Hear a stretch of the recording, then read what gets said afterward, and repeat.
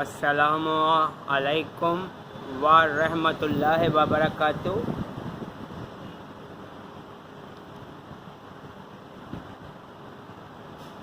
شجاع الدین شیخ صاحب، آپ کو یاد ہوگا میں آپ سے ملا تھا 2022 میں، جب آپ لوگوں نے گلستان جوہر ڈیفنس فیز 9 ہی تھا میرا خیال ہے وہ، یا فیز 8 تھا، وہ فیز 7 فیز 8 ہاں فیز 9 تھا، کیونکہ فیز 8 تو یہاں لگتا ہے کلفٹن پہ۔ تو اس وقت مجھے یہ بات سمجھ میں نہیں آ رہی تھی کہ آپ نے مجھ سے چپل اتروائی ہے، تو ایسا کیوں؟ بعد میں نے ایک کتاب پڑھی تھی یہودیوں کے حوالے سے کہ ننگے بدن اور ننگے پاؤں والے جو ہیں وہ یہودیوں کے لیے تعمیرات کرتے رہتے ہیں، تو اس وقت سمجھ میں آئی کہ آپ بھی شجاع الدین شیخ صاحب مسلمان کے بھیس میں یہودی ہی ہو۔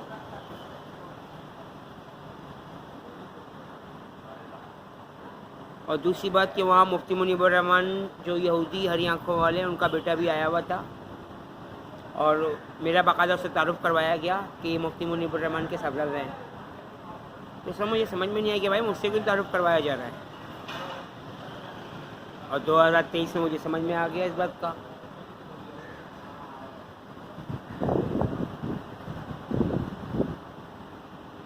اب یہ جو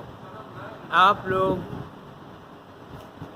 یہ جو کام کر رہے ہو مسلمانوں کو دین اسلام سے گمراہ کرنے کا، اس کام سے فائدہ تو آپ لوگوں کو کچھ ہوگا، لیکن قرآن پاک میں تو باقاعدہ آیات ترجمہ موجود ہے کہ ہم نے مسلمانوں کے خلاف بہت پیسہ خرچ کیا، بہت طاقت خرچ کی، لیکن آخرکار ہم ناکام رہے۔ اور یہ کہ جو پیسہ یہ مسلمانوں کے خلاف خرچ کرتے ہیں، وہ خرچ کرنا آخرکار ان کے لیے باعث افسوس، باعث نقصان، باعث درد ہوگا۔ تو جب قرآن پاک میں یہ آیت موجود ہے، ترجمہ موجود ہے، تو آپ لوگوں کی عقلوں پر بھی پردے پڑے ہوئے ہیں، اور میری عقل پہ بھی پردے پڑے ہوئے ہیں، اور پاکستان کے مسلمانوں کی عقلوں پہ بھی پردے پڑے ہوئے ہیں کہ پھر بھی وہ آپ یہودیوں کی پیروی کر رہے ہیں۔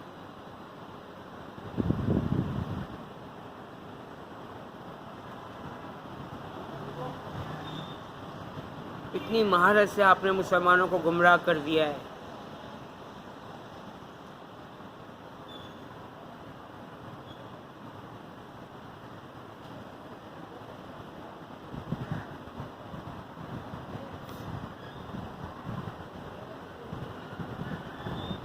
بہرحال جتنے لوگ گمراہ آپ لوگ کر رہے ہو، اس کا وبال آپ لوگوں پہ پڑے گا، اور جتنے لوگ میری وجہ سے گمراہ ہو رہے ہیں، کہ جن کو میرے بارے میں آپ لوگ جھوٹ باتیں بتا کر ان کو دین اسلام سے پھیر رہے ہو، ان کا وبال بھی میرے اوپر آپ لوگوں پہ پڑے گا۔ کیونکہ ٹائیگر فورس کے یہ جو لومڑ گدڑ لگڑ بھگے اور دوسرے جو ہیں مسلمان کے بھیس میں یہودی اور شیطان کے پجاری اور ملحد،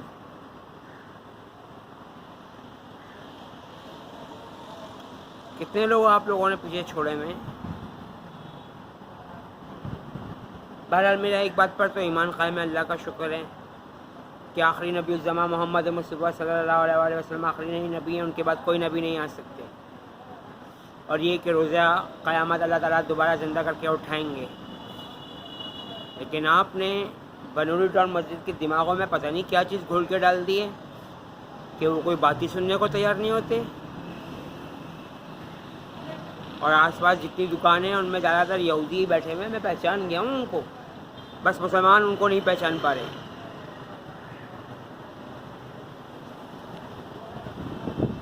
اور بتوں کی تصویروں کے آگے تو میں سجدہ کرنے والا اللہ تعالیٰ کا شکر ہے ہوں نہیں، تو یہ قرآن پاک کی آیات کا ترجمہ ہے کہ اللہ تعالیٰ کے مومن مسلمان بندے جان بوجھ کے شرک نہیں کریں گے،